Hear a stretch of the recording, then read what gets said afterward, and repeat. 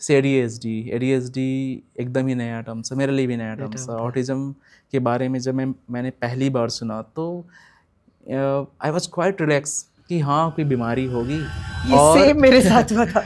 और मेडिसिन्स मैं लेके आऊँगा, 1-2 महीने का कोर्स बिल्कुल चलेगा और ठीक हो जाएगा। बिल्कुल। मैंने पेरेंट को यही बोला, अगर आपको मलेरिया है तो आपको क्लोरोक्विन ही देना पड़ेगा ना, मैं आपको डोलो दे दे के तो ठीक नहीं कर सकती, राइट, ठीक है। एग्जैक्टली। इसीलिए अगर जब तक मेरे को पता चल जाता कि मुझे ऑटिज्म है, ठीक है, लेबल आ गया, तो मैं एकदम एग्जैक्ट ट्रीटमेंट प्रोटोकॉल स्टार्ट कर दूंगी। मैं सिम्टम बेस्ड ट्रीटमेंट नहीं करूंगी। हेलो पेरेंट्स, कैसे हैं आप लोग? मैं उम्मीद करता हूँ बहुत अच्छे होंगे और अपने बच्चों पर काम कर रहे होंगे। आज के इस पॉडकास्ट सीरीज़ में हमारे मेहमान हैं मिस सिमी वासु। सिमी वासु को किसी पहचान की ज़रूरत नहीं है, वो बहुत फेमस है एनसीआर में और पूरे इंडिया में। वो एक ऑटिज़म एडवोकेट हैं। फिर भी मैं उनके बारे में थोड़ा सा और जानकारी देना चाहूँगा। वो एक ट्रेनर हैं, ब्लॉगर हैं, टीचर हैं, राइटर हैं एंड ऑथर हैं। इसके अलावा वो मैराथनिस्ट हैं एंड एथलीट भी हैं। इन सब के ऊपर में उन्होंने अपने जर्नी में अपने बेटे के साथ काम करते हुए, जो कि भी 20 इयर्स का है और एक न्यूरो डाइवर्जेंट चाइल्ड है, उन्होंने काफ़ी कुछ सीखा है, काफ़ी कुछ पढ़ा है ताकि अपने बच्चों पे काम कर सकें। सो एक स्पेशल एजुकेटर हैं, वो एडोलसेंट एंड चाइल्ड काउंसलर हैं। उन्होंने सर्टिफिकेशन किया हुआ है national health care academy Singapore से। इसके अलावा वो मेंबर हैं national association of play therapy के। मैं आपको वेलकम करता हूँ मैं थैंक यू सो इस पॉडकास्ट में। ये हमारा पॉडकास्ट का दूसरा एपिसोड है एंड मैं बहुत एक्साइटेड हूँ आपसे जानने के लिए, लर्न करने के लिए। मैं भी एक पेरेंट हूँ, मेरा बेटा है लक्ष्य जो न्यूरो डाइवर्जेंट है और मेरी भी जर्नी आप ही की तरह से रही है। लेकिन मैं अपने एक्सपीरियंस शेयर करूंगा और आपसे आपके एक्सपीरियंस जानूंगा ताकि हमारे व्यूवर्स हमारे एक्सपीरियंस से लर्न कर सकें और उसको अप्लाई कर सकें अपने बच्चों के ऊपर में। जी ओके मैम। मैं सबसे पहले आपसे जानना चाहूँगा कि कब आपको पता चला कि कार्तिक में प्रॉब्लम है, या प्रॉब्लम इन द सेंस कि ऑटिज़म के सिम्टम्स आ रहे हैं, क्योंकि कार्तिक काफ़ी बड़ा हो गया है, 20 इयर्स का है और उस समय इकोसिस्टम उतना एडवांस नहीं था जितना अभी है। अभी हमारे पास में बहुत सारे यूट्यूब कंटेंट्स हैं, यूट्यूबर्स हैं जो इसके बारे में बात करते हैं और हमें काफ़ी नॉलेज अवेलेबल है आज के टाइम पे, बट उस समय पे चीज़ें नहीं रही होंगी। तो आपके चैलेंजेस ऑफकोर्स मेरे से बहुत ज़्यादा हैं, तो आप प्लीज़ उसके बारे में बताइए। First of all thank you Bharat sir and speech guest for inviting me. मतलब मैं भी आपकी, जैसे आप मेरे फ़ैन, मैं आपकी भी फ़ैन हूँ और मैंने शुरू से आपकी भी जर्नी देखी है। जब आपने ये एक कदम उठाया अपने बेटे के लिए, स्पीच गेस्ट जैसे एक कंपनी को खड़ा किया, और डे 1 से मैंने आपका वो जर्नी देखा है। सो कभी ये मौका नहीं मिला बोलने का, तो आज ये मौका भी ले रही हूँ कि ये करने के लिए कि hats off to you and I am really appreciate your consistency and the work you have done in this field हमारे बच्चों के लिए। दूसरा, यस, मेरा जर्नी डेफिनेटली बहुत पहले शुरू हुआ, पर मेरे को पता है हर पेरेंट को, आपको भी, जब पहली बार ये पता चलता है तो एक आप कह सकते हो एक बहुत बड़ा धक्का सा लगता है, क्योंकि ऑटिज़म जैसा वर्ड बहुत पहले से था। मैं खुद एक वोरेशियस रीडर हूँ, मैं बहुत रीडिंग करती हूँ, बट मैंने ये word before I got the diagnosis मैंने कभी सुना भी नहीं था कि ऐसा कुछ होता है जी, यू नो। और कार्तिक का जो है शुरू से काफ़ी सारे माइलस्टोन्स डिले हुए थे, एंड बीइंग अ लेमैन मुझे ये भी नहीं पता था कि माइलस्टोन डिले होता है तो वो कोई इंडिकेटर होता है कि कुछ तो इश्यूज़ है।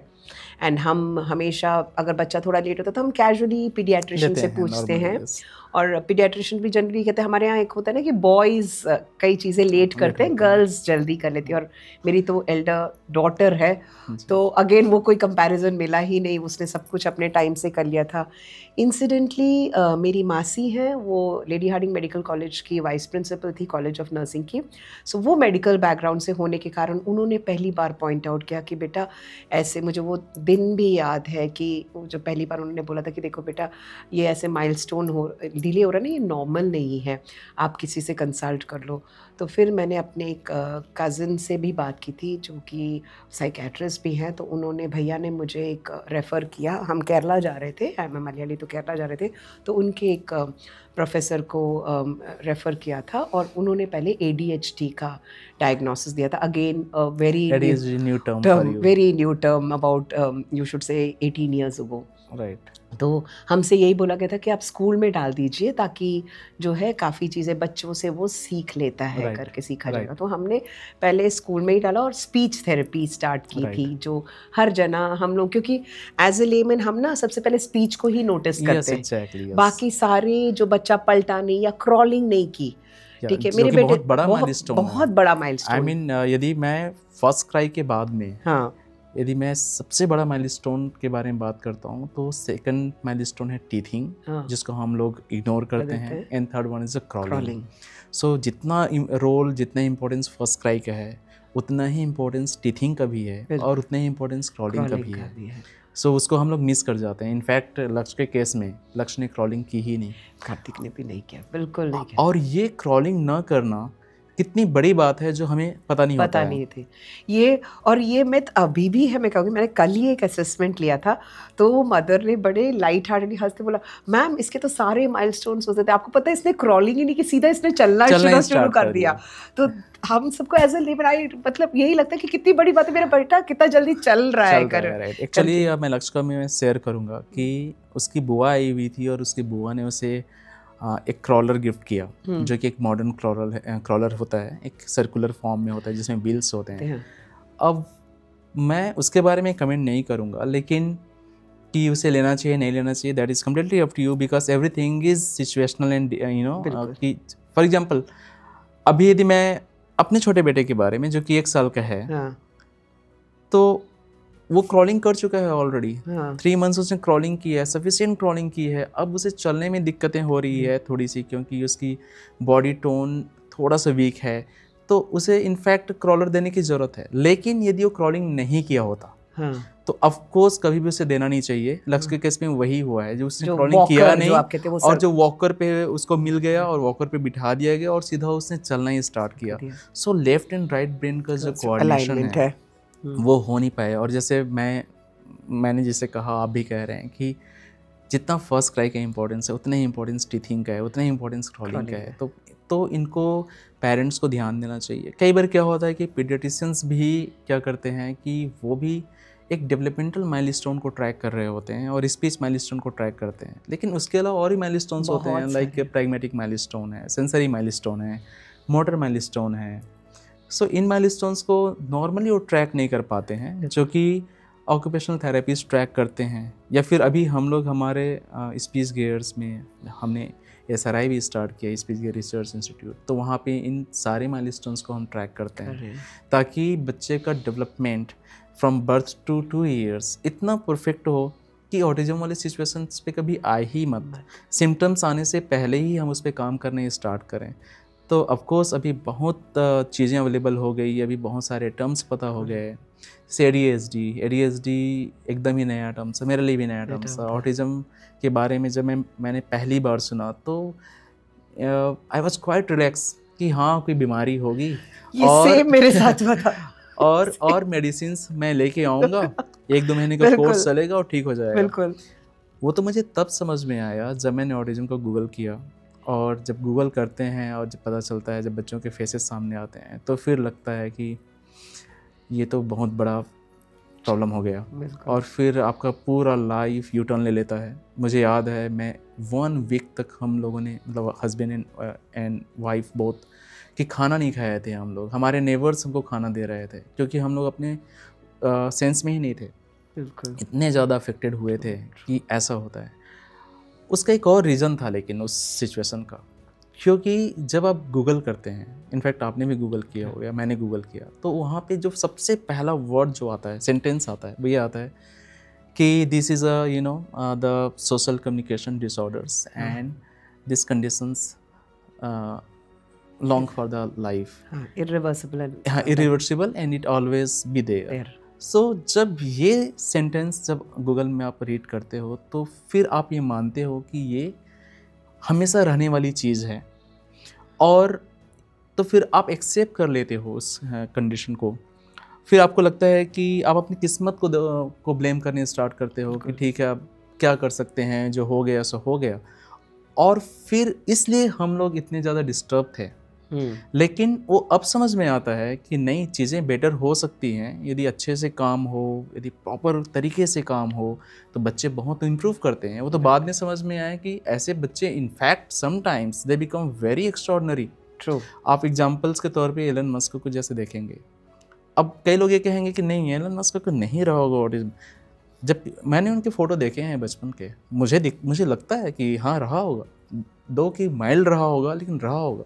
सो जब आप इन बच्चों पे काम करते हैं, जब उनको ब्लॉसम करते हैं और उस लेवल तक लेके जाते हैं तो अपनी लाइफ में बहुत वंडर्स करते हैं। हालांकि ऐसे बच्चों की परसेंटेज बहुत कम है, ऐसे नहीं कि सारे बच्चे वैसे हो जाएंगे। 10% child become the person like Elon Musk, यदि उनको मौका मिले। तो ये बातें उस समय पता नहीं थी, इसीलिए बहुत ज़्यादा डिस्टर्ब थे। ऑटिज़म को मैं नहीं कहूँगा कि ये क्यूरेबल है, बट मैं कहूँगा कि आप उसमें इम्प्रूवमेंट ला सकते हैं। उनको आप एक मेन स्ट्रीम पे ला सकते हैं, दे बिकम एक्स्ट्रॉर्डनरी। सो ये जो केस है आपके साथ में कि ऑटिज़म आपने पहली बार सुना था, इवन 8 साल बाद भी सेम कंडीशन मेरे साथ में था कि ऑटिज़म को मैं पहली बार सुन रहा था। तो प्लीज़ बताइए आगे। तो फिर उसके बाद जो होता है जनरली मैंने वही किया जो हर पेरेंट करता है, स्पीच थेरेपी से स्टार्ट किया। और ये बड़े वो था, मुझे बहुत बाद में पता चला कि नहीं, occupational therapy the sensory system पे सबसे पहले काम होना चाहिए। ठीक है। और ये मैं अनफॉर्चुनेटली जिस स्पीच थेरेपिस्ट के पास थी उन्होंने भी कभी बताया नहीं। ठीक है, वो नहीं ये तो छोटा मोटी बात है, आप तो पढ़े लिखे पेरेंट हो ना, आप गूगल करके बच्चे को लेबल करने में लग रहे हो, ऐसी सी बातें करने लगे। इनफैक्ट उस चीज़ से मैंने एक बहुत इंपॉर्टेंट चीज़ सीखी एज अ थेरेपिस्ट। जब मैं थेरेपिस्ट बनी, मैंने पेरेंट को यही बोला, अगर आपको मलेरिया है तो आपको क्लोरोक्विन ही देना पड़ेगा ना, मैं आपको डोलो दे के तो ठीक नहीं कर सकती। ठीक है, इसीलिए अगर जब तक मेरे को पता चल जाता कि मुझे ऑटिज्म है, ठीक है लेबल आ गया, तो मैं एकदम एग्जैक्ट ट्रीटमेंट प्रोटोकॉल स्टार्ट कर दूंगी। मैं सिम्टम बेस्ड ट्रीटमेंट नहीं करूंगी, वो अंधेरे पे तीर मारने की तरह है। तो ये एक गलती हर पेरेंट कर जाता है, क्योंकि हम सब डरे होते हैं कि एक लेबल आ जाएगा, सोसाइटी क्या कहेगी, मैं बहुत जाने पेरेंट्स को जानती हूँ जिन्होंने अपने रिश्तेदारों में भी नहीं बताया कि कोई सोशल स्टिग्मा की वजह से, सोशल स्टिग्मा की वजह से। सो कार्तिक के मामले में मे बी मेरा इग्नोरेंस भी था, क्योंकि मैंने पहली बार ये सब फेस किया, तो मैंने कभी छुपाया भी नहीं। मैंने हाँ ये है, और आप जैसे बोल रहे, मैं बहुत टाइम तक उसमें थी कि हाँ ये थेरेपी थोड़े दिन स्पीच हो जाएगा तो ठीक हो जाएगा। ठीक है। और ओटी का मुझे बहुत लेट पता चला।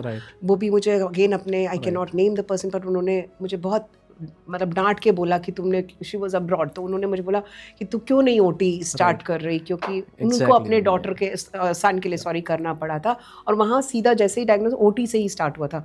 तो आज मैं पेरेंट को बोलती हूँ, आप भले ही मेरे पास आए या ना आइए, स्पीच थेरेपिस्ट के पास जाइए ना जाइए पहले, पर आप ओटी के पास में जरूर जाइएगा। और ये बहुत जरूरी भी है, इसलिए जरूरी है बिकॉज क्या होता है कि हम ऑटिज्म को अगेन मिसरीड करते हैं यहाँ पे कि बच्चा बोल नहीं रहा है इस तरह से ऑटिज्म है। बिल्कुल, बच्चा बोल नहीं रहा है इसलिए ऑटिज्म नहीं है। Non verbal is not the root cause for the autism. बिल्कुल, नॉन वर्बलनेस या बच्चा का ना बोलना ऑटिज्म का इफेक्ट है। बिल्कुल, तो इसलिए ये एक मिसकंसेप्शन है। हाँ, मैं ज़रूर कहता हूँ कि बच्चे में स्पीच आनी चाहिए और स्पीच पे काम करना ही पड़ेगा, क्योंकि स्पीच आने से वो ऑटिज्म को कोप अप करने में या उसको डिफीट करने में, डिफीट हो सकता है कि थोड़ा सा ऐसा वर्ड हो, बट डिफीट करने में बहुत ज़्यादा हेल्प करता है। इसलिए स्पीच चाहिए और इसलिए स्पीच थेरेपी करवानी चाहिए। बट नॉन वर्बलनेस ऑटिज्म के लिए जिम्मेदार डायरेक्टली नहीं है, उसको थोड़ी सी समझने की ज़रूरत है। और इसीलिए ऑक्यूपेशनल थेरेपिस्ट के पास में जाना चाहिए और वो हमारा फर्स्ट एक प्लेटफॉर्म होना चाहिए जहाँ पे जाना चाहिए। लेकिन सोसाइटी में जो कि बच्चा बोल नहीं रहा है और फिर हमारे पेरेंट्स, मतलब हमारे जो एल्डर्स हैं, वो भी ये कहते हैं कि यार इनके फादर्स लेट बोले थे तो इसलिए, बिल्कुल, और वही हमारे लिए एक मेजर माइलस्टोन बनता है कि बच्चे में कुछ प्रॉब्लम है। और जब तक वो पता चलता है ऑलरेडी सिम्टम्स आ चुके होते हैं और बच्चे में प्रॉब्लम्स होना ही स्टार्ट हो चुका और होता है। मैं उनको हमेशा बोलती हूँ, आप देखिए, मैंने जब पढ़ाई की तो हमसे सबसे पहले यही बोला गया, डिले होता है, अक्सर नॉर्मली भी होता है, पर अगर 1 या 1.5 महीने से ज़्यादा डिले हो जाए तो रेड फ्लैग रेस कीजिए, सालों साल मत वेट कीजिए, ठीक है। और दूसरी बात ये है कि जैसे ही डिले हो के अगर आप इंटरवेंशन स्टार्ट करते तो जो आपको गैप कवर अप करना है वो बहुत छोटा है। हर दिन बच्चा बड़ा हो रहा है, आपका बच्चा बड़ा हो रहा है तो उससे एक्सपेक्टेशन 2 साल के बच्चे से जो एक्सपेक्टेशन होता है 3 साल के बच्चे से उससे कहीं ज्यादा होता है, 6 साल के बच्चे से उससे कहीं ज्यादा होता है। तो आप पाइल ऑन कर रहे हैं उस चीज को, डिनाइल मोड में करके आप पाइल ऑन कर रहे हैं उन डिलेस को। तो हर न्यू पेरेंट को हम ये बोलेंगे, चाहे दिल पे पत्थर रखे ही सही, कुछ नया निकले तो सही है, कोई नहीं निकला, पर आप डायग्नोसिस कराइए और आप इंटरवेंशन जरूर स्टार्ट कीजिए और ओटी से स्टार्ट कीजिए। जैसे सर हम पहले डिस्कस भी कर रहे थे, क्योंकि हमारा सेंसरी सिस्टम सबसे पहले हमारा बेस है, ग्रोथ है। जो अगर आप पिरामिड लेते हैं, ग्रोथ का पिरामिड लेते हैं, तो हमारा सेंसरी सिस्टम से हम वर्ल्ड को रिकॉग्नाइज करते हैं। और अगर वही जो ऑटिज्म में सबसे ज़्यादा सिंक्रोनाइजेशन में नहीं है, जिससे कि हम अपने कोमॉर्बिड कंडीशंस के बारे में अगर हम बात करना चाहें तो वहाँ पे कई बच्चों को ऑटिज्म के साथ देखा जाता है जिनको सेंसरी कोमॉर्बिड का इस टॉपिक को मैं बहुत डिटेल्स में आपसे पूछूंगा मैं, बिकॉज कोमॉर्बिड कार्तिक को भी है, कोमॉर्बिड कंडीशन लक्ष्य को भी है और इस पॉडकास्ट में हम उसी के बारे में डिटेल में बात करेंगे। लेकिन मैं आपको एक चीज़ बताऊँ कि एज ए पेरेंट हम भी लक्ष्य का डायग्नोसिस ही हुआ था ऑटिज़म, जबकि अभी जब मैं देखता हूँ तो मुझे समझ में आता है कि लक्ष्य को ऑटिज़म था नहीं। उसे सेंसरी प्रोसेसिंग डिसऑर्डर्स का प्रॉब्लम था and that to the visualisation. और यदि मेरी जर्नी ऑक्यूपेशनल थेरेपी से स्टार्ट हुई होती तो उसकी कंडीशन में भी आज डिफरेंट होता। हम भी काफ़ी टाइम तक स्पीच थेरेपिस्ट के पीछे लगे रहे, बिकॉज हमें हमारे पीडियाट्रिशियन ने हमें यही कहा कि स्पीच थेरेपी करवाइए। और एज ए पेरेंट्स इतने सारे थेरेपी हैं हमारे पास में, ऑक्यूपेशनल थेरेपी है, स्पीच थेरेपी है, बिहेवियर थेरेपी है, ग्रुप थेरेपी है, स्पेशल एजुकेशन है, फ्लोट थेरेपी, हिप्नोथेरेपी, एक्वाथेरेपी, ये just name it and there are therapies. So parents यहाँ भी कंफ्यूज होते हैं कि एग्जैक्टली ये सब क्या है। मुझे भी ऑक्यूपेशनल थेरेपी को समझने में बहुत समय लगा कि क्या है ये ऑक्यूपेशनल थेरेपी, एंड देन अभी पूरी क्लैरिटी है, अभी पूरा अंडरस्टैंडिंग है कि क्या थेरेपी क्या करता है, बेसिकली उसका रोल क्या है। लेकिन अगेन जब ऑटिज़म यदि बच्चा डायग्नोज होता है तो ऑक्यूपेशनल थेरेपिस्ट से कंसल्ट ज़रूर करनी चाहिए और वो ज़रूर स्टार्ट करनी चाहिए, बिकॉज सेंसरी सिस्टम हमारा बेस है, हमारा फाउंडेशन है। इनफैक्ट जब बच्चा पैदा होता है तो वो सिर्फ सेंसरी सिस्टम्स को और सेंसेस को लेके पैदा होता है, प्रिमिटिव रिफ्लेक्सेस उसके पास में होते हैं जहाँ से उसका कॉग्निशन डेवलपमेंट स्टार्ट होता है। और यदि उस सेंसरी सिस्टम में कुछ प्रॉब्लम है, फिजिकल और फिजियोलॉजिकल और बाद में कहें तो डेवलपमेंटल, तो उसकी पूरी लर्निंग जर्नी को, पूरे उसके डेवलपमेंट को डिस्टर्ब कर देता है। इसीलिए ऑक्यूपेशनल थेरेपिस्ट का रोल बहुत इंपॉर्टेंट है और एक अच्छा ऑक्यूपेशनल थेरेपिस्ट से कंसल्ट करना चाहिए।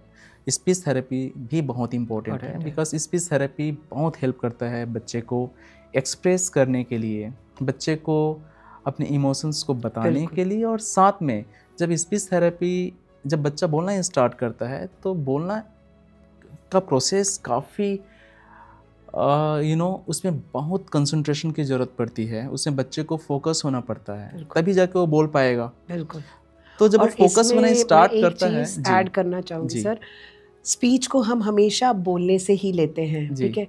There are lot of people in the community, autism community, children and adults who communicate through written forms, AACs, non-verbal communication, AACs, जो alternative and augmentative forms of communication, yes. So हमको सिर्फ speech में नहीं रहना चाहिए, ये मेरे इतने साल के एक्सपीरियंस से मैं बोल रही हूँ।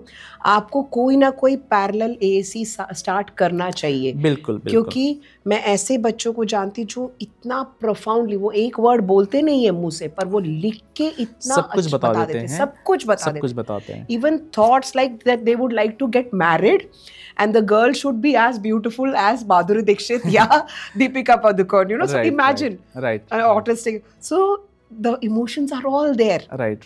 Yeah, imagine a child. इसीलिए ये कहते हैं कि स्पीच का नॉन ऑटिज्म के लिए जिम्मेदार नहीं है, वो ऑटिज्म का इफेक्ट है क्योंकि जो एएसी यूज़ करते हैं जो बच्चे, जो non verbal communication mode use करते हैं, वो भी अपने एक्सप्रेशन तो करते हैं। सर और वही वैसे तो भी मैं आप इसमें देखेंगे, I said, मैं रिसेंटली वडोदरा गई थी, तो I met a 14-year-old child who uses AAC, he communicates by typing.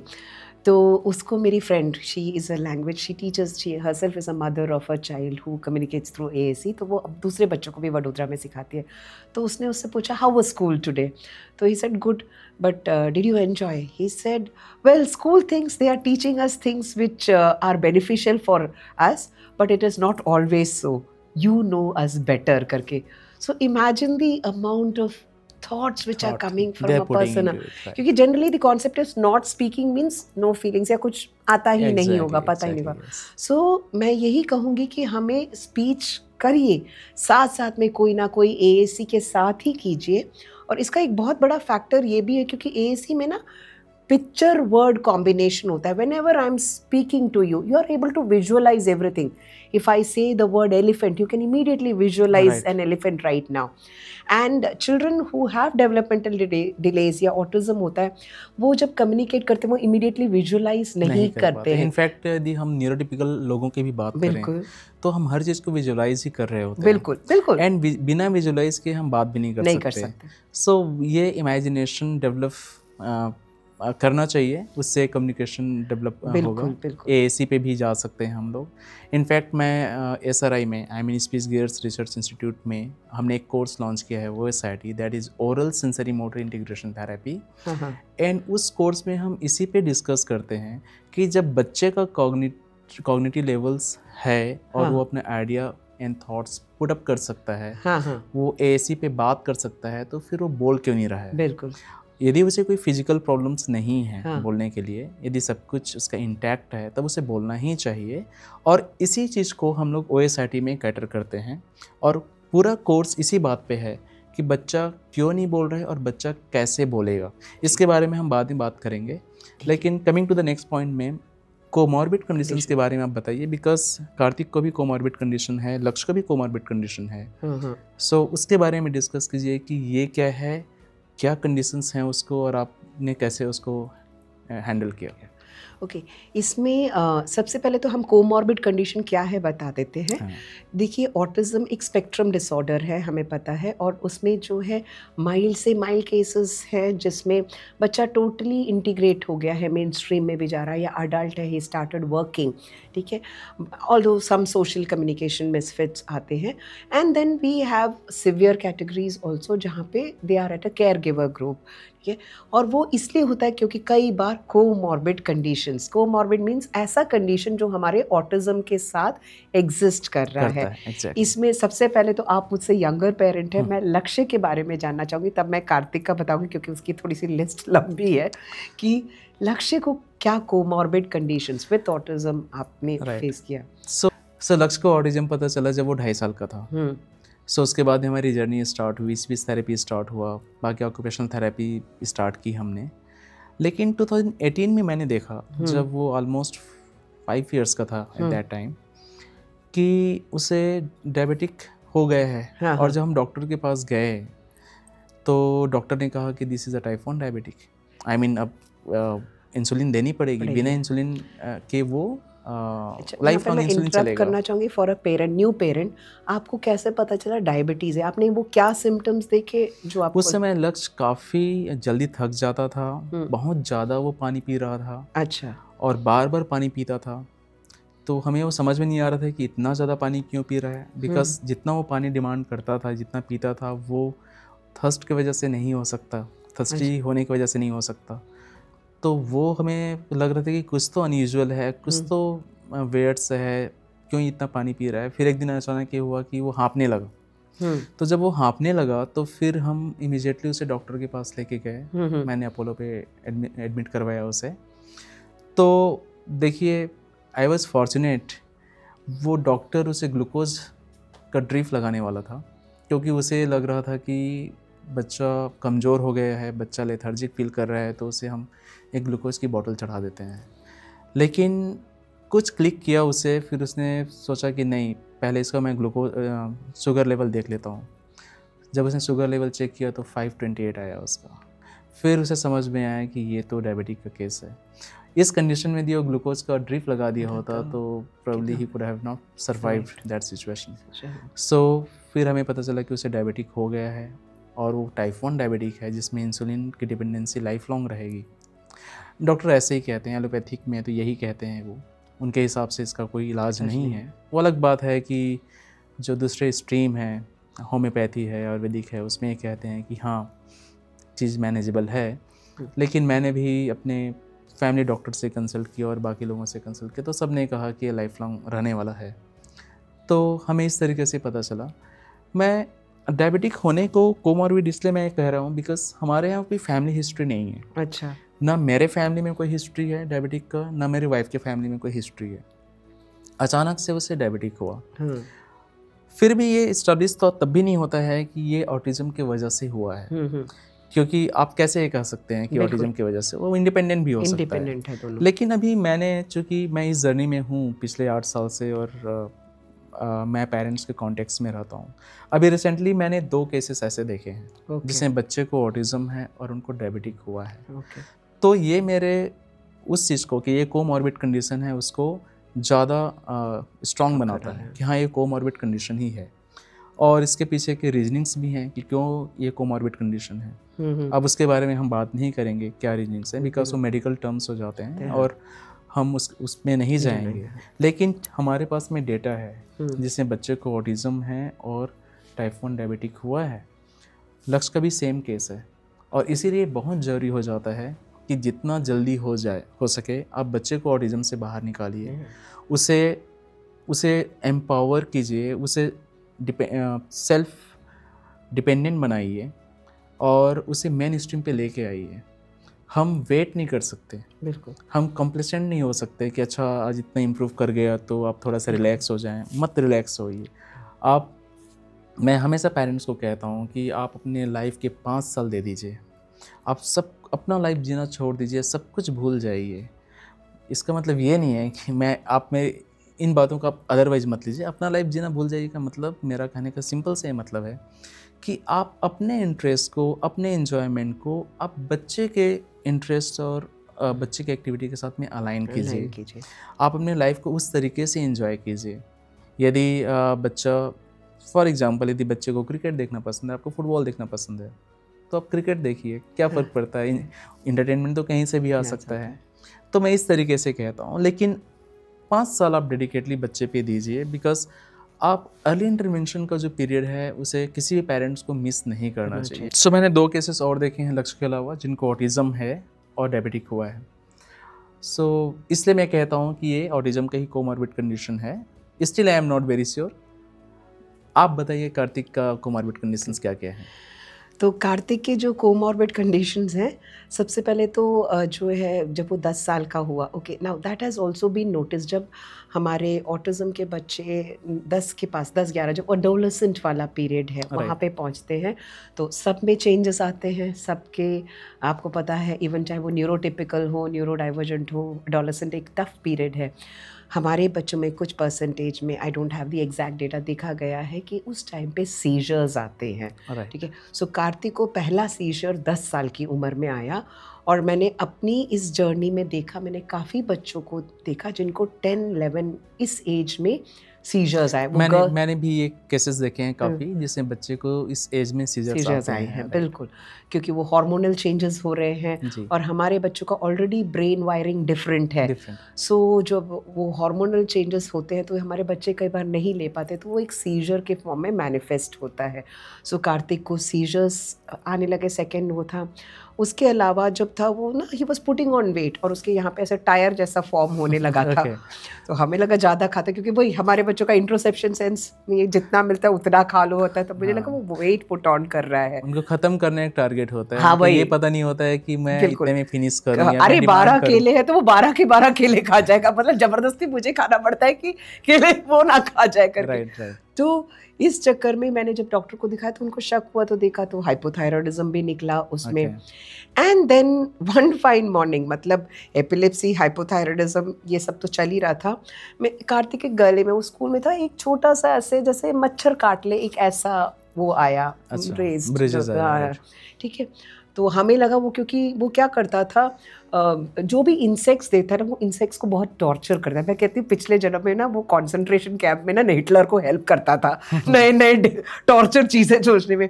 तो उसने क्या करता था, वो बीज या किसी को भी ना जाके हाथ से मार देता है। तो हमें लगा शायद उसका कुछ पॉइजन हुआ होगा, क्योंकि वो उस वक्त स्कूल में था और वो गार्डन में ही था। तो हमें वही लगा और मैं उसको स्कूल से हमने थोड़ा सा कैलाड्रिल सब लगा दिया। बट आप मानोगे भी नहीं, विद इन फ्यू आवर्स में वो इतने बड़े बड़े हो गए, they became big balloon like things, you know, they were hanging from his neck, ऐसे कि he couldn't even get his neck down.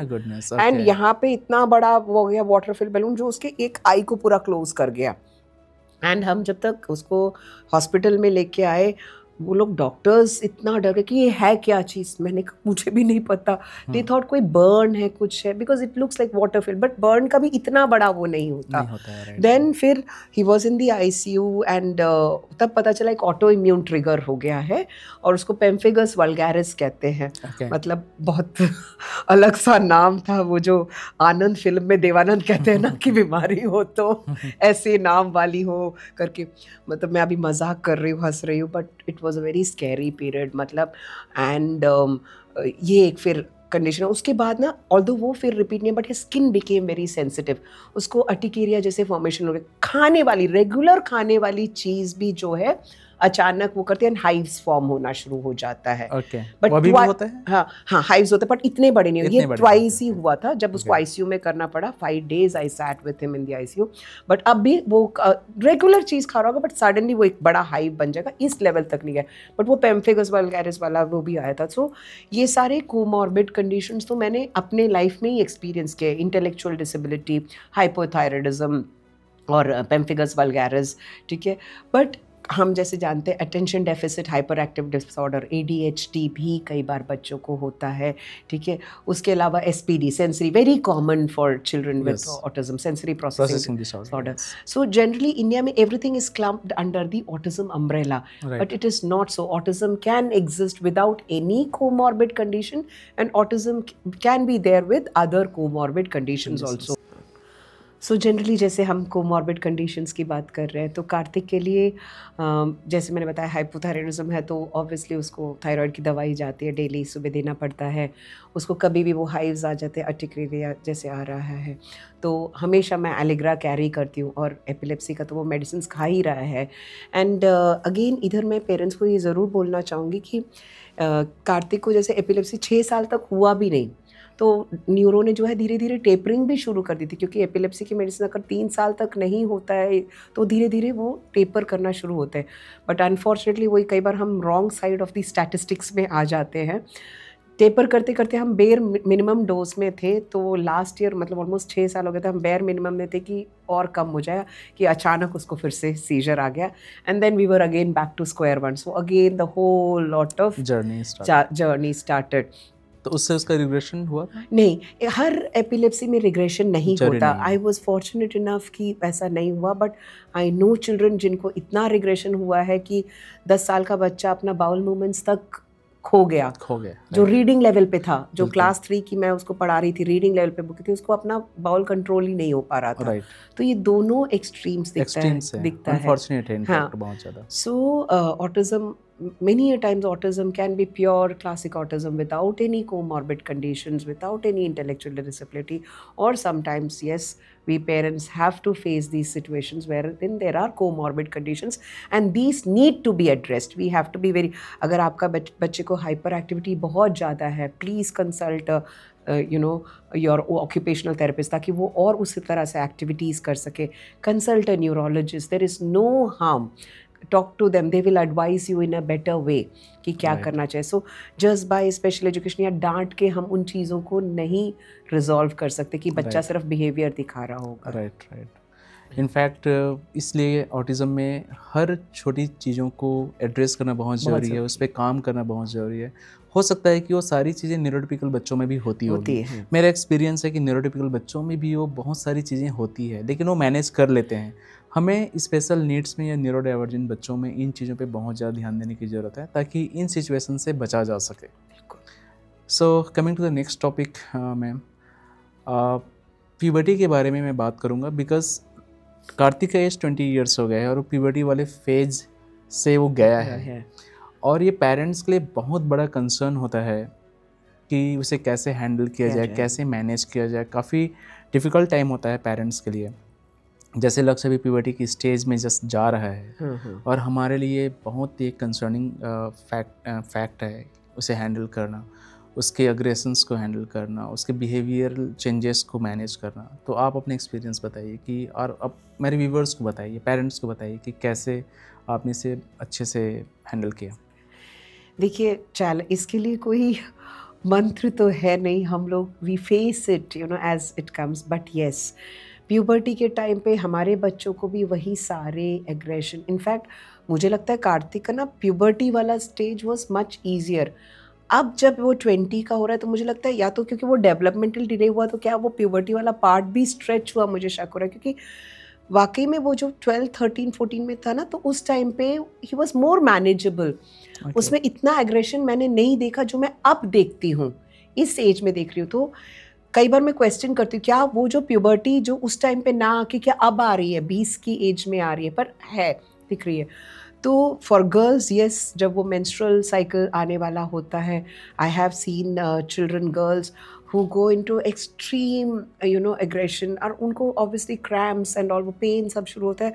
तो you see the basic change, कि बच्चा एकदम ज़मीन पे लेट के बिल्कुल they lose it out as if a common एकदम मैसिव मेल्ट डाउन हो रहा हो, ठीक है। एंड देन मैंने देखा आफ्टर अ फ्यू मंथ्स उनके पीरियड स्टार्ट हो गए थे। या बॉयज़ जिनको एग्रेशन बहुत ज़्यादा रहा है, अब तक नहीं था। मैं कार्तिक के केस में भी बता दूँगी क्योंकि मैं 12-13 में मेरा बच्चा बहुत ज़्यादा कंप्लायंट था और काफ़ी मैनेज कर पा रही थी। और अभी मैंने देखा छोटे छोटे फैक्टर्स भी उसको ट्रिगर कर देता है। और जैसे हम बोल रहे हैं न्यूरोटिपिकल बच्चे हैं, वो मैनेज कर लेते हैं, उनको कोपिंग में मास्क कर लेते हैं, एक्सप्रेस कर लेते हैं, बता देते हैं अपनी चीज़ों को। और ये चूँकि नहीं बताते, एक्सप्रेस नहीं कर पाते, उनको प्रॉब्लम्स भी हैं, इमोशनल चेंजेस भी हो रहे हैं, तो वो फिर एक बिहेवियर के फॉर्म में हमें दिखता है। और पेरेंट्स को बहुत सपोर्टिव होना चाहिए इस टाइम पे। हर चीज़ को ऐसे नहीं लेना चाहिए डांट के या फिर नेगेटिव इन्फोर्समेंट से या पनिशमेंट से हम मैनेज नहीं कर सकते। बिल्कुल नहीं। और वैसे भी पनिशमेंट इन बच्चों में काम करता ही नहीं, तो पनिशमेंट तो आप भूल ही जाइए। हाँ, आप रेनफोर्समेंट से ही आप उसे हैंडल कर सकते हैं। तो जब प्यूबर्टी वाला पार्ट आता है, for girls definitely please speak to your therapist.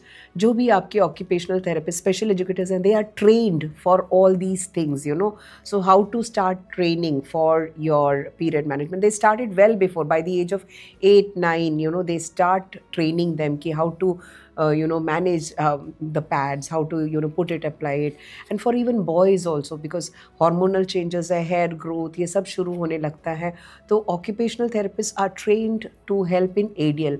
Same goes with special educators. हम लोगों के चेक लिस्ट में ये सारी चीज़ें होती हैं, बिल्कुल।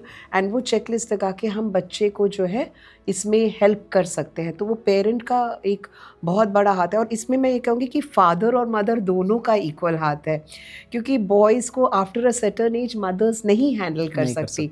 अगर ट्रिमिंग करानी है, चाहे वो उसके प्राइवेट एरियाज़ की ट्रिमिंग करानी है, तो वो एक फादर को करना होता है, मदर को नहीं करना चाहिए।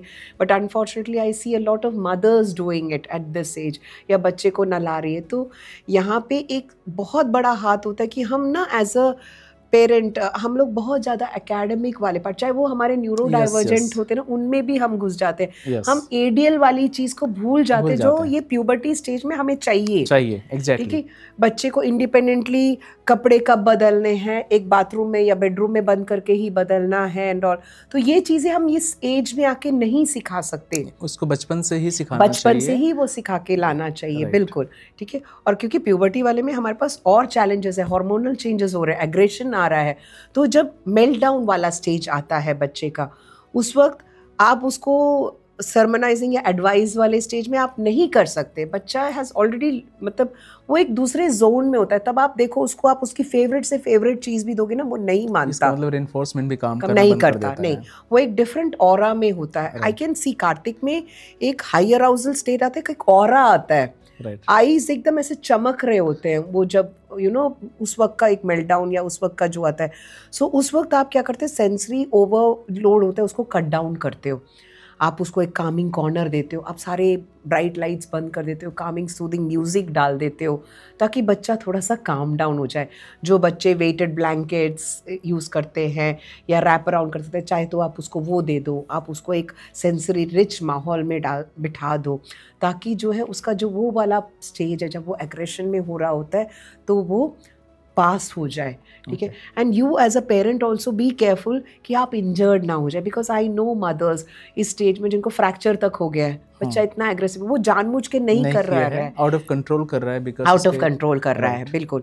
तो ऐसे स्टेज में मदर्स को या पेरेंट्स को भी थोड़ा सा अलर्ट होना पड़ेगा कि वो इंजर्ड ना हो जाए, क्योंकि हम इंजर्ड हो गए तो फिर who will take care of the child also. So it is something which a parent has to work with the therapist. And yes, if the aggression is going too high, I would definitely suggest parents to check with a neurologist or a pediatric psychiatrist, you know, who can handle these situations. Please consult them. Never hesitate कि हमारे बच्चे को अरे हम psychiatrist के पास, because again वो एक stigma सा आ जाता है, ये न्यूरो के पास जा रहे तो कि कुछ बड़ा वो नहीं है। जो ट्रॉमा उस वक्त बच्चा फेस कर रहा है वो हम उसका अंदाज़ा भी नहीं लगा सकते, जो टर्मोइल के थ्रू घुस रहा होगा। तो हम rather than thinking about society क्या कहेगी या मेरे बच्चे को मेडिसिन पे तो नहीं डाल देंगे and all, it is better to consult and seek help rather than getting injured, because कई बार बच्चा सेल्फ इंजरियस भी बहुत हो जाता है और पेरेंट को भी इंजरी हो सकती है। तो उस स्टेज तक मत लेके जाइए बच्चे को। इससे मैम एडोलेसेंट में खासकर जब जैसे 20 इयर्स का है कार्तिक, या फिर अब बड़ा भी होगा, तो ऑफकोर्स वो जब बाहर आप सोसाइटी पे लेके जाएंगे, आप पब्लिक प्लेसेस पे लेके जाएंगे, तो वहाँ पे एक अट्रैक्शन आती है अपोजिट सेक्स के लिए, गर्ल्स को देखेगी तो ऑफकोर्स आएगा। और चूँकि एक न्यूरोटिपिकल बच्चा वो मैनेज कर लेता है, मास्क कर लेता है, ये नहीं कर पाते हैं। वो सिचुएशन क्या आया है और उस सिचुएशन को आपने कैसे हैंडल किया है? एक्चुअली एडोलेसेंट में सबसे बड़ी बात थी कि आप जो कहते हैं मास्किंग, ठीक है, क्योंकि कई बार वो अपने प्राइवेट एरिया से खेलने लगता है, एज वी से मैस्टरबेटिंग करने लगता है, तो उसको हम लोगों को स्पेसिफिकली पहले से ही बताना पड़ता था कि ये जो है ये पब्लिकली आप नहीं करेंगे। तो this training starts much earlier, कि आप what are the things which you can do in public and what are the things which you can do in private. And हमारे बच्चों में जिनमें डेवलपमेंटल डिलेज होता है उसमें ये भी देखा जाए कि थियोरी ऑफ माइंड नहीं होता। सो इफ़ दे फील कि वो सर पे चादर डाल के कुछ कर रहे होंगे तो किसी और को नहीं दिखाई दे रहा होगा। दिस इज अ सो ये बहुत इम्पोर्टेंट है। एक कंडीशंस के बारे में डिस्कस करूँगा। पेरेंट्स स्टार्टिंग में बहुत मेहनत करते हैं, वो अपना सब कुछ लगाने के लिए तैयार रहते हैं, उनमें एनर्जी भी होती है, एफर्ट भी वो लगाना चाहते हैं, फुल कमिटेड रहते हैं अपने बच्चे के लिए। लेकिन जब वो देखते हैं 2 साल 3 साल 4 साल फिर 5 साल हो गया, बहुत इम्प्रूवमेंट नहीं आ रहा है बच्चे में, तो एक बर्नआउट कंडीशन आती है। फिर वो सब कुछ करना बंद कर देते हैं, फिर वो छोड़ देते हैं सब कुछ। जबकि ऑटिज्म स्पेक्ट्रम डिसऑर्डर में आपको कंटिन्यूस एफर्ट लगाते रहनी है। जब आप छोड़ेंगे तो वो फिर रिग्रेशन में जाएगा, या तो आप उसे कम्प्लीटली आप उस कंडीशन से बाहर निकाल चुके होंगे तब नहीं जाएगा, अदरवाइज वो जाएगा ही जाएगा। तो ये कुछ ऐसी जर्नी नहीं है जो एक सर्टेन टाइम पीरियड के लिए है, ये जर्नी थोड़ी लंबी चलती है। बर्नआउट कंडीशन, आपने अपने आप को कैसे इस कंडीशन से बचाया, या फिर आपने अपने आप को मोटिवेट कैसे रखा, और आप इतने एनर्जेटिक हैं अभी भी और उतने ही पैशनेट होकर काम कर रही हैं कार्तिक के लिए, उसके लिए आप बताइए कि आप क्या करते हैं, आपने क्या हॉबी रखी या क्या किया आपने जब आप इतने मोटिवेटेड फील करते हैं ऑल द टाइम? पर ये एक बहुत इम्पॉर्टेंट सवाल भी है, क्योंकि अब मैं इस स्टेज में हूँ जब मैं अपने से बहुत यंगर पेरेंट्स को मिल रही हूँ, एंड वो लोग बहुत जल्दी हताश हो चुके होते हैं। मतलब 1 साल 2 साल का ही जर्नी हुआ होता है और उनको इम्प्रूवमेंट नहीं दिख रहा होता, तो वो बहुत जल्दी बिल्कुल ही लो हो जाते हैं। मैं इवन सेइंग थिंग्स लाइक कि अब हमें जीने का भी मन नहीं कर रहा, कि क्यों हमारे साथ वही वाइमी के साथ बात की। And unfortunately recently lot of cases came up in the media also where parents give up on their lives, या they have killed the child and all. Yes, it's very tough. Autism या कोई भी disorder के साथ आपके पास बच्चा आता है तो ये एक पेरेंट के लिए लाइफ लॉन्ग जर्नी है। इससे हमारे पास कोई वो नहीं है कि हम कहें कि नहीं आज ख़त्म हो जाएगा, ये कल ख़त्म होगा, नहीं होगा। So it is more important to accept. और उसके साथ कई बार हाँ ये एक बहुत बड़ा मतलब हमारे लिए दुख का पार्ट होता है जब हमारे ओन फैमिली मेम्बर्स हमें सपोर्ट नहीं करते, या कई बार पार्टनर्स होते हैं। I know lot of single fathers और lot of single mothers also who are working, taking care of the children and the child, उसको थेरेपी के लिए भी ले जा रहे हैं, अपने वर्क को उसके साथ बैलेंस कर रहे हैं। इन सब में मैं पेरेंट को ये बोलूँगी, ऐसा नहीं है मुझे भी नहीं होता, मेरा भी बर्नआउट स्टेज आता है, पर हर बार जब मैं वो लो हिट कर रही होती हूँ, I try to find something new, some new hobby, like I started running at the age of 43। I am more a long distance runner. मैंने हाफ मैराथन किया था, तो दैट वाज आल्सो एक तरह से था कि मैं करना चाहती हूँ, मतलब। और मैं नोएडा से लेके सीपी तक भागी थी उस दिन, मतलब रास्ते में। It was a very pleasant day और मैं बारिश में ऐसे भाग रही थी। सिमिलरली मैंने बहुत सारे, reading is one of the hobbies I have, I right. And मैंने क्या करा, फ्रिज मैग्नेट्स कलेक्ट करना शुरू किया, सोविनियर्स। तो वो सोविनियर्स आप मेरे वहाँ आए हैं, आपने देखा होगा, मेरा पूरा डिस्प्लेड होता है।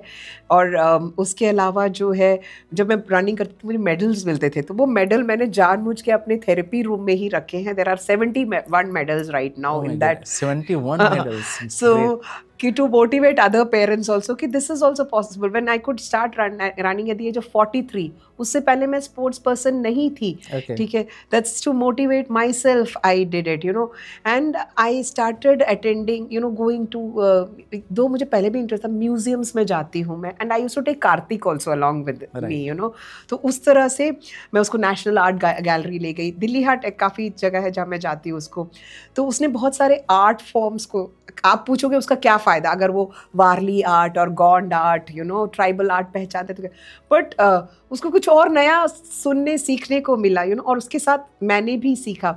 एंड देन मुझे इंडियन आर्ट, इंडियन टेक्सटाइल बहुत इंटरेस्ट है, सो मैंने वेरीड इंटरेस्ट रखा। Whenever there was a challenge, I try to learn something new, I try to get into something new. So if you come to my house, it's a library, and in fact I can proudly say I've started a library for children who come to my place, and I put it up in all the groups also कि you can come and issue books like conventional library। Kartik को मैंने उसमें library का Kartik and I है library का नाम, और उसमें सील भी करवाया। And children put 20 rupees in a piggy bank, they borrow a book, मैं लिखती हूँ, and they have to return it also, they have to take care. So इस तरह न्यू चीज़ों को मैंने ढूंढा। तो parents please go back to your childhood, your college days. आपको क्या अच्छा लगता था? आपको पेंटिंग अच्छी लगती थी, आप पेंट कीजिए। आपको म्यूजिक अच्छा लगता था, I know mothers who have picked up dancing now at this stage, and that too classical dance और classical music. I am a part of a Noida Readers Club. उधर भी मैं एक मदर से मिली. She started this whole group, and we recently discussed a book, 40 Rules of Love by Elif Shafak, and that हमारा Instagram जो रही था वो Elif Shafak, she is a famous Turkish author. उन्होंने तक उसको फिर वो प्रमोट किया. It was such a proud moment कि मैं Elif Shafak के पेज में थी. So those small things motivate me a lot. Right. Yes, I do hit rock bottom. तब मेरी पोएट्री ना बड़ी सैड वाली पोएट्री होगी पर वो भी होगी. So write journals, take it out from you, have friends, have girls, boys as friends जो उनसे आप शेयर कर सकते. Don't अपने आप को, बहुत पेरेंट्स कहते हैं मैम हमने सारे सोशल सर्कल्स बंद कर दिए, हम कोई पार्टी में नहीं जाते, हम बस बच्चे के साथ रहते. क्यों? राइट.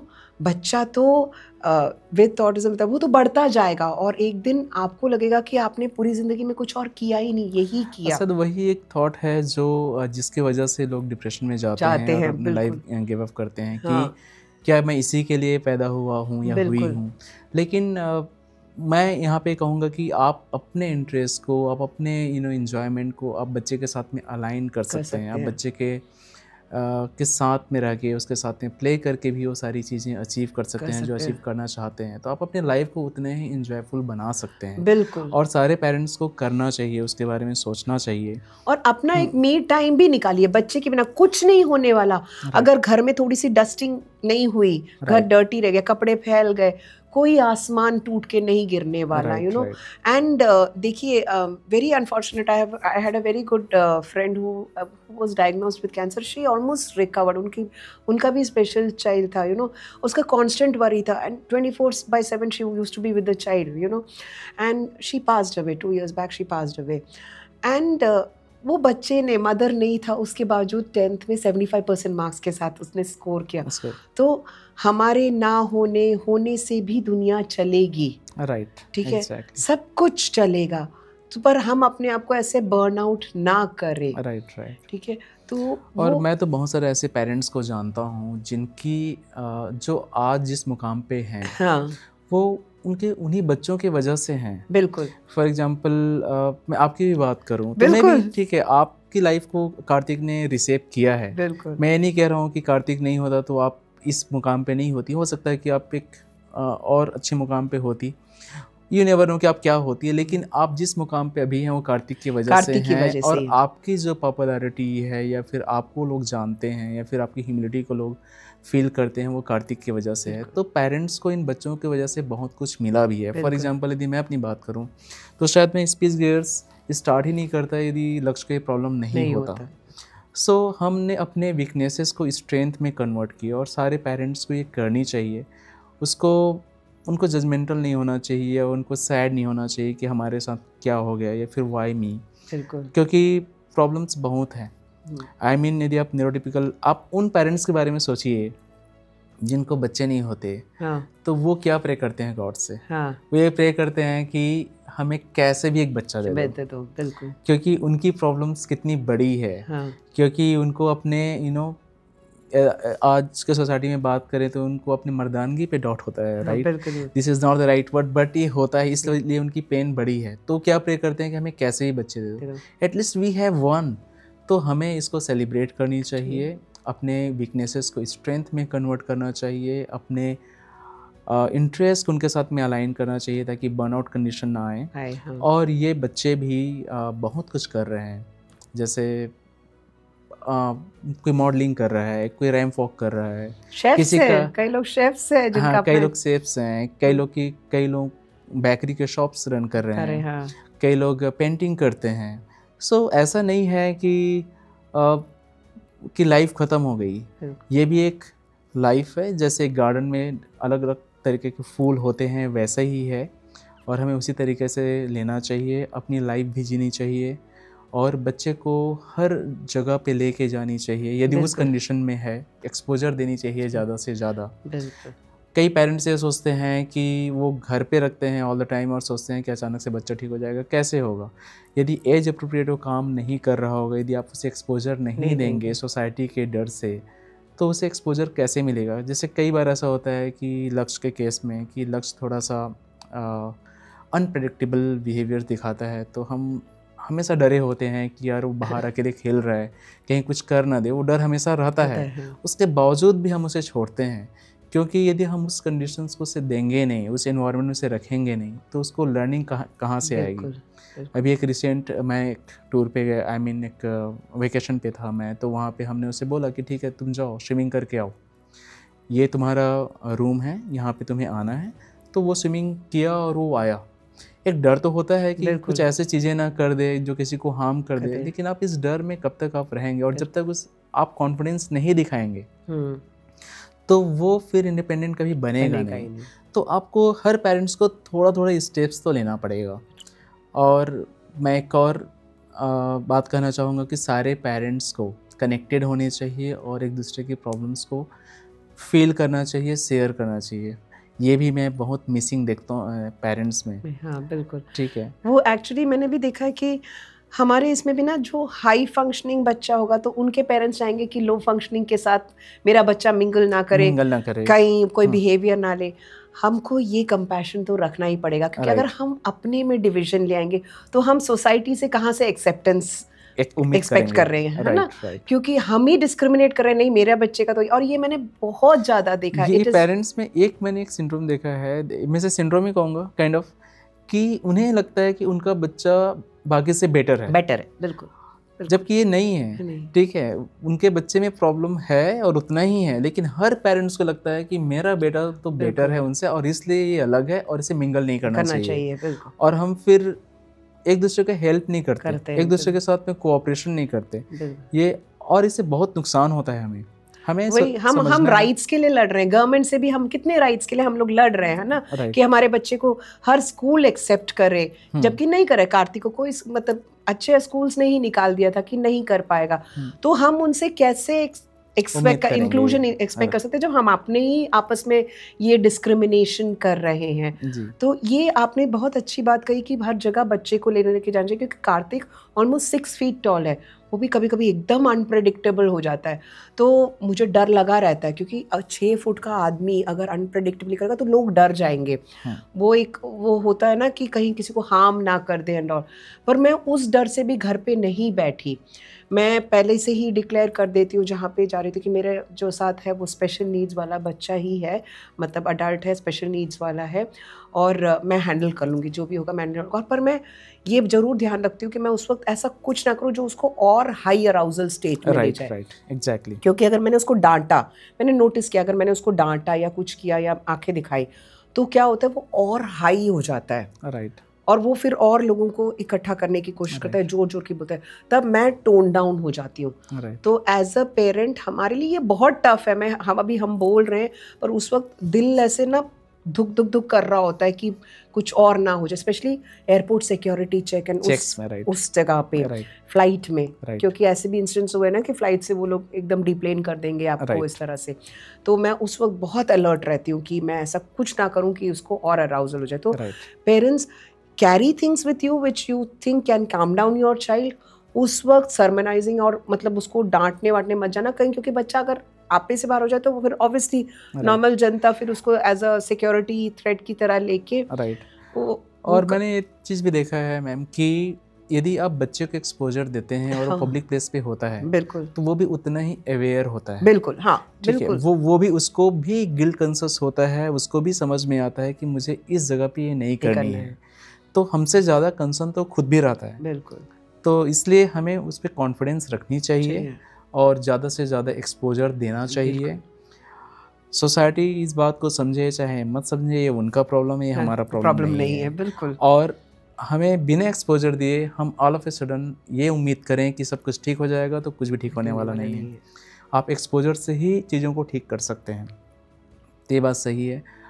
मेरा भी लॉन्ग टर्म गोल है कि एक दिन मैं चाहूँगा कि लक्ष्य अकेले फ़्लाइट की जर्नी करे। मीन्स वो घर से उबेर करने से लेके वो डेस्टिनेशन तक पहुंचने तक की जर्नी करे। अभी मैंने एक आर्टिकल पढ़ा था जिसमें एक पेरेंट्स ने अपने बच्चे के साथ में किया था, उनका बच्चा भी न्यूरो डाइवर्जेंट था, तो वो ड्रीम मेरे भी बन गए है और वो हम अचीव करेंगे। उसके लिए हमें पहले से काम करनी पड़ेगी। यदि हम बोलेंगे कि एक दिन कर लेगा तो नहीं करेगा। बिल्कुल। आपके साथ बात करके बहुत अच्छा लगा सिमी मैम, बहुत कुछ सीखने को मुझे मिला। स्पेस गेट्स मैंने स्टार्ट ही इसीलिए किया था कि हम जितने भी लाइक माइंडेड लोग हैं और उनका एक्सपर्टीज़ है, जो पेरेंट्स अपने बच्चे के साथ में काम कर रहे हैं, उनसे लर्न कर रहे हैं, उनका जो एक्सपीरियंस है बिल्कुल रॉ एक्सपीरियंस है, वो एकदम जेन्युइन एक्सपीरियंस है।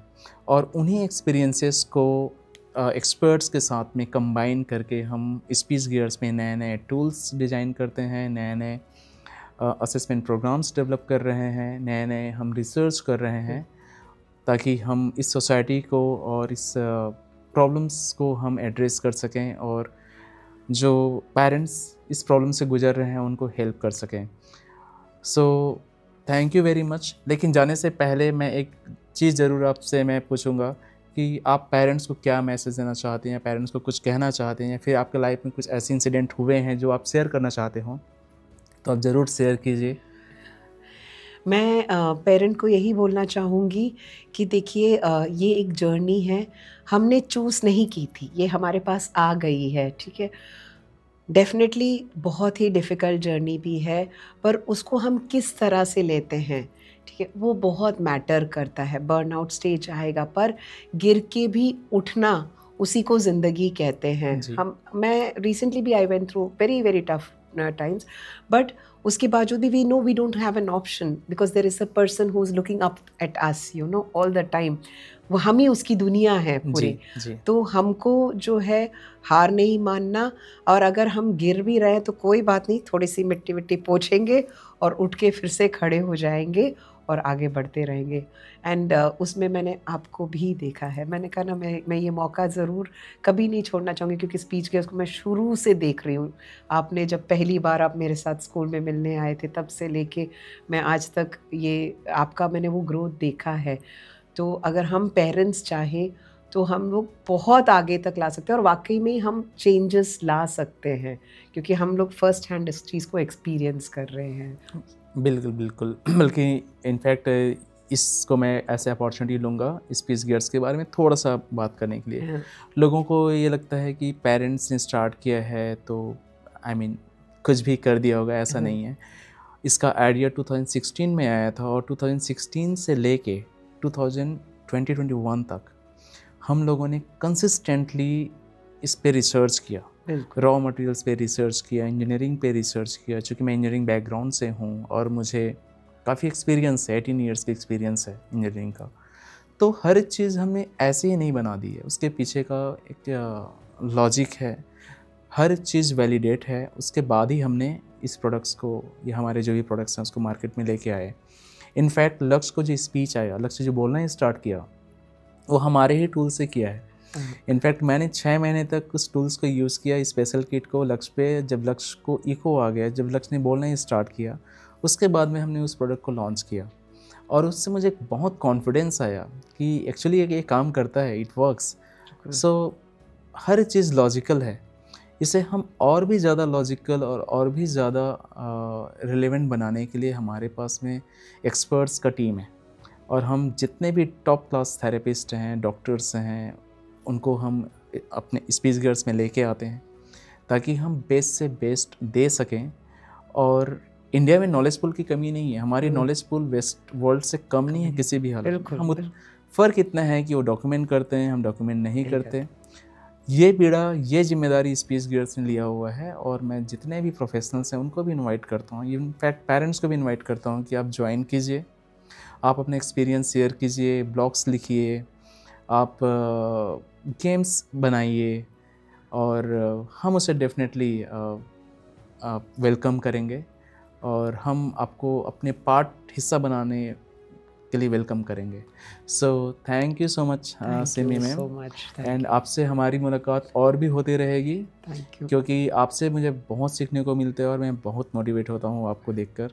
और आपका जो नॉलेज है, आप भी रिसेंटली स्पेशल एजुकेटर्स को ट्रेन करने भी गए थे वडोदरा, और वहाँ पे आपको बुलाया गया था स्पेशली ट्रेन करने के लिए, क्योंकि आपके अंदर में वो कैपेबिलिटी है, पोटेंशियल है, और आपका जो नॉलेज है बिल्कुल रॉ है और एक्सपीरियंस बेस्ड है।